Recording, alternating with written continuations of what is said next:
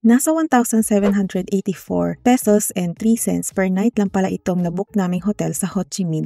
Pero double room na yan at may free breakfast pa. Kompleto pa yan sila sa kape at tea, may teacups pa, free bottled water and water heater. May bedside table na din na may outlet, and may window and blackout curtains. Dito naman may malaking mirror, may stock na cup noodles and bottled water na pwede mong gamitin for a fee. And may listahan na din sila ng prices. May blower, TV, and dito sa baba may mini ref. And yung laman niyan ay hindi free. Meron din itong aparador for hangers and safety box for your valuables.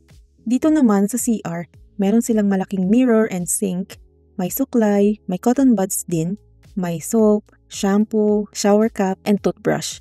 Meron din silang lagayan ng used clothes. They also have bathtub and shower with heater. Sa breakfast naman, they have brewed coffee, tea, milk, juice. You can customize your own drink.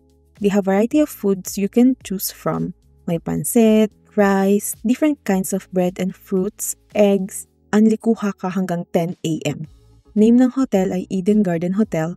Nasa city center, walking distance lang to sa Bui Vien. Enjoy Vietnam!